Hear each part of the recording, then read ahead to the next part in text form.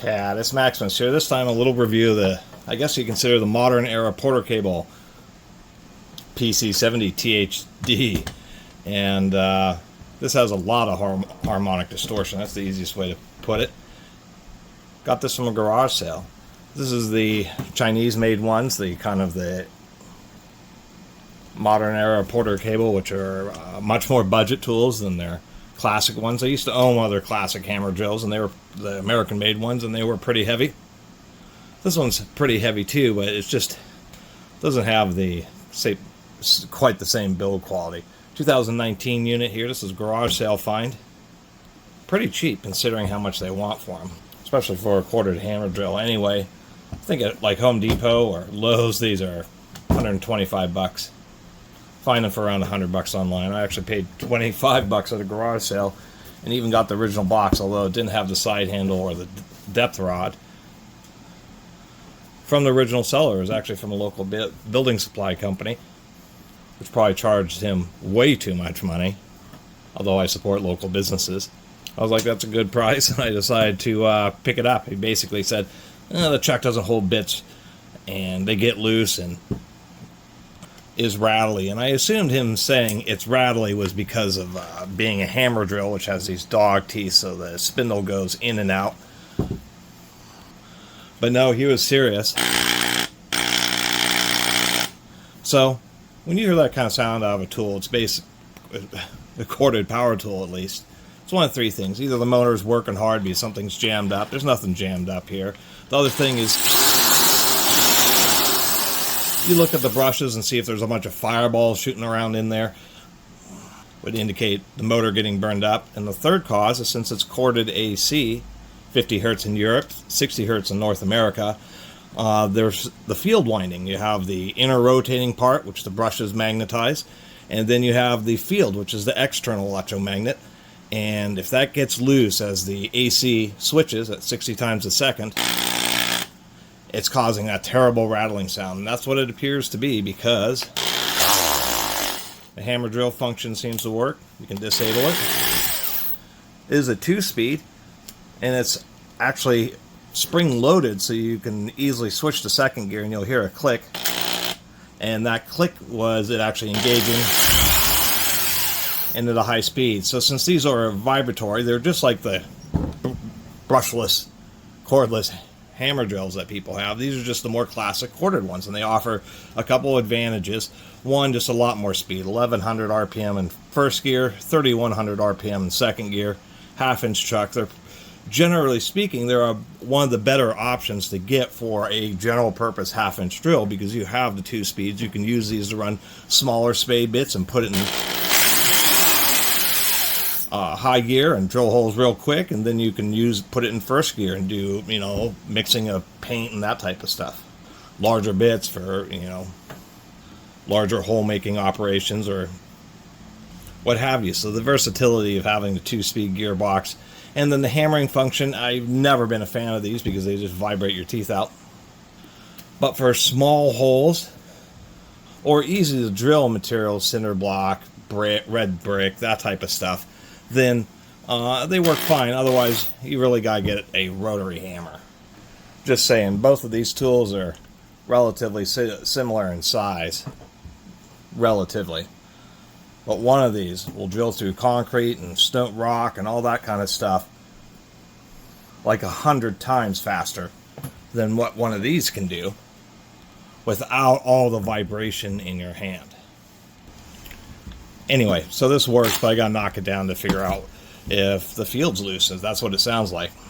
I will give them credit. This gear lever can be rotated in either direction, and you just have to wiggle the spindle a little bit if it doesn't want to shift in the first. But it's nice that it has a spring-loaded second, so you can always go to second gear nice and easy. Too bad it just has a cheaper build quality. That's the easiest way of putting it. With the chocks and the bits getting loose, like the guy was saying, first, it's a really cheesy, it's not a billet steel chuck, it's a sheet metal collar chuck and only partially billet steel. These are notoriously bad to begin with, and especially in a tool like a hammer drill. Secondly, the tip with Jacob's chucks is you tighten in one hole and then you rotate it around and you tighten in the second hole and you tighten in all 3 holes. That way all the teeth really get aligned and cinched down. The collar and the little nut will get a little bit cockeyed in there, and that's what results in bits getting loose, is you're just tightening on one hole and then expecting it to hold. You got to tighten in all the holes, and you'll feel it cinch down a little bit on each hole you try. We'll give them credit. There is 7 screws just holding the 2 handle halves together, plus 4 screws for the gearbox. Here you are, in case you're wondering. Yes, I am using an American-made Stanley tool to fix a Chinese-made Stanley tool. So the gearbox, as I assume, kind of holds the 2 halves together. And then we've got, oh, I see, the gear is just a little bit caught down there. Look how dry this gearbox is. That's insane. To reduce the weight and to reduce the cost, insanely, there's like a couple little slats of grease. And wow. There's not any kind of sealing, so they probably, to avoid people complaining about the tool being oily, there's just like this kind of inset diaphragm. This is a cheap way to make a tool. Because if you get grease in there, it is just going to get through all these edges and just totally get everywhere. It's like almost a design to fail. You can't put a lot of grease, or if you do, the whole tool becomes insufferably oily, and therefore just wears out more quickly.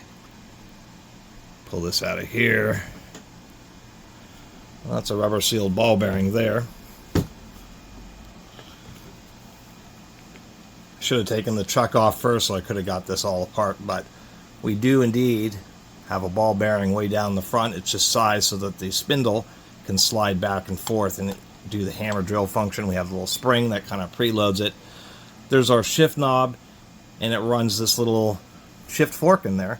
We can see this gear. It's actually like 2 gears smashed together, and when we shift, it's just sliding that gear up and down. We can see 2 slots, one there and one there, which are the drive teeth. And that explains this oddball gear. So when it's shifted forward, that smaller diameter, more forward gear interacts with this slightly larger gear here, giving you high speed. When you go to low speed, it just shifts using this gap. The backside gear can clear this, and then the front side gear can engage with these small teeth here, giving you low speed. And it's so dramatic because they're doing the gear change through this idler gear. And interestingly enough, oh yeah, I will point out that this is the machined hardened shaft is the small gear, and then most of these others are press fit on there. Surprisingly enough, you can still get parts for this thing, although I guess it's relatively modern. It legitimately appears to be all ball and needle bearing, so at least I'll give them a little bit of credit for that. That's a little needle bearing down there that holds the front end of the idler gear. It's a ball bearing here on the back side, and then there's a needle bearing on the back of the spindle. And since they have like tight space constraints, I think that's a needle bearing on the front of the motor. But we got to get this apart because that's what the crux of that noise is. Make sure you have it unplugged. It's just that you got to pull off the gearbox in order to get these 2 case halves apart. Not the most rigid. It is nylon, 30% fiberglass PA6 GF30. And oh, I can see why we might be having some rattling. Instead of a more traditional drill where it's like a one-piece cast on the motor and then the field goes down in and is screwed in tight, this is just held by 2 case halves here. And I think just the clunky nature of how loose this diaphragm section is we may not be able to fix that problem. Maybe putting something super thin on each side of the field. I mean super thin by layers of stretch band or something like that, just on each side, may help quiet it down, but there just may not be much that can be done. Since it's a Stanley Black & Decker product, these are just a standard clock spring DeWalt brushes. These don't have a dedicated wire, so it's surprising they're advertising a full 7 amps. 120 volts, it's 840 watts. It's over 1 horsepower.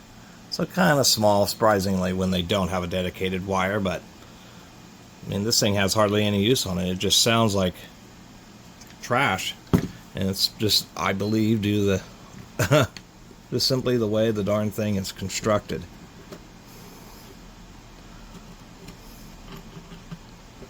And as I was suspecting, rather than something that's just a little bit smoother, they are using a needle bearing for the front of the motor, which allows a little bit more play. Most times it's not a big deal, but it's the whole way they have this whole thing set up. Just ends up being kind of a rally beast. And you don't have that availability of sealing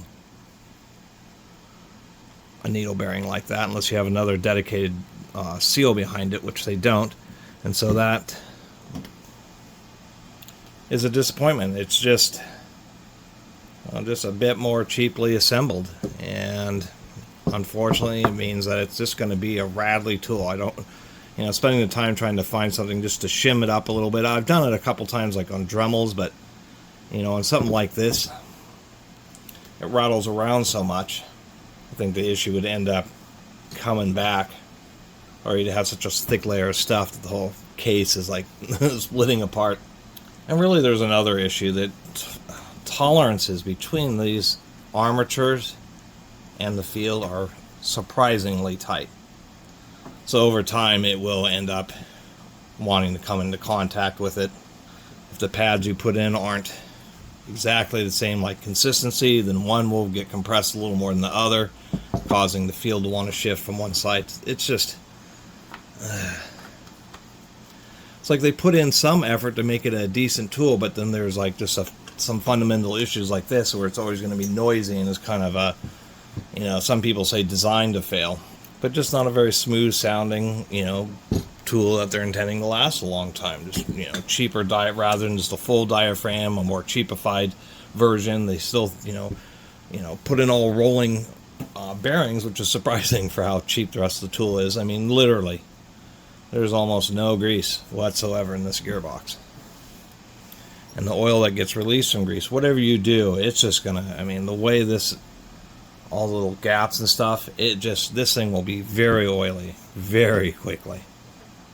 Just kind of disappointing. Alright, so here's my attempt at it. Found what appears to be some type of like a silicone stretch band. Something like that. Pretty thin material. Shouldn't push the case halves apart too much. And it's actually like not a rubber material. It will maintain resilience under heat cycles and for a longer period of time. And it happens to be just right. So that when you do the shimming, you don't want to get around the curve. You just want a piece that just kind of fits, right into that pocket. It's only going to be about 1 inch long. You just measure off the flat side of the motor. And you need 2 pieces because you got to keep the thing centered. So you have to pop this out. I also was noticing that there's like these oversized bores where the screws are, and it's like kind of like tiny little heads, and they kind of want to squish down the plastic, so I found little washers that will fill in that area.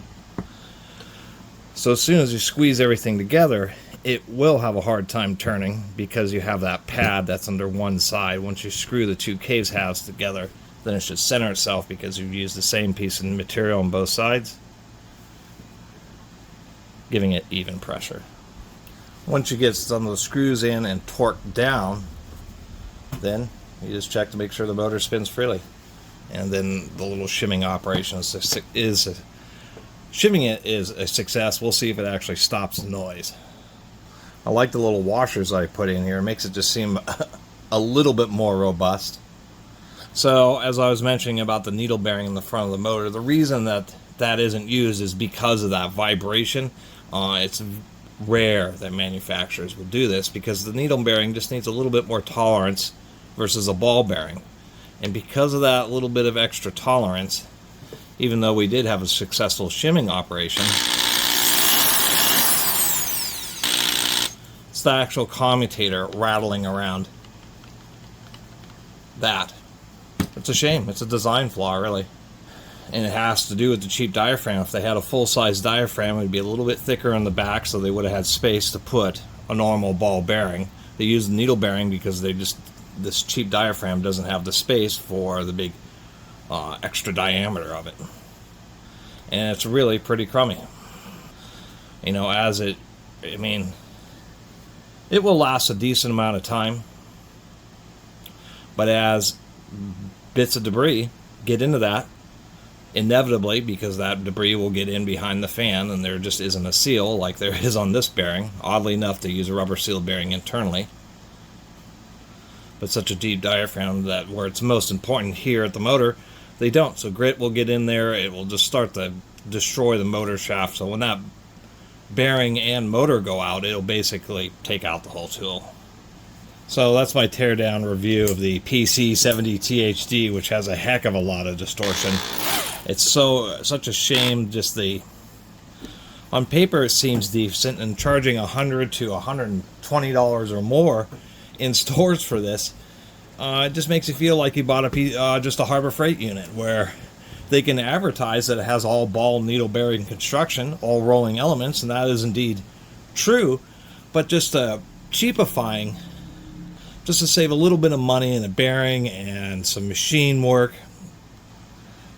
Just added so many compromises. The gearbox doesn't have any kind of sealing, so they're just promoted to put, literally, there is like grams of grease inside this from the factory. Just a little finger around some of the moving components. It was ridiculous, or it is ridiculous, because they know it'll all leak out because there's just nothing sealing in there. Although they can advertise an all-metal gearbox, because indeed the diaphragm and case are cast aluminum, it's just kind of like fake.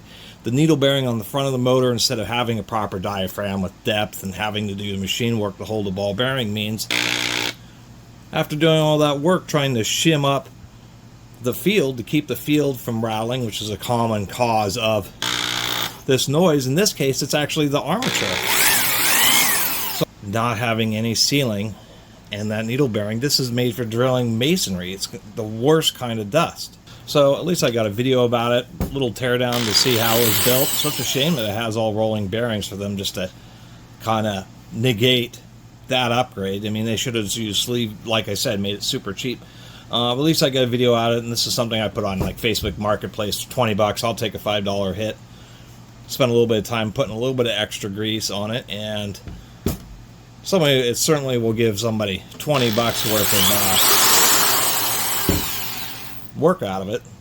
Thanks for watching.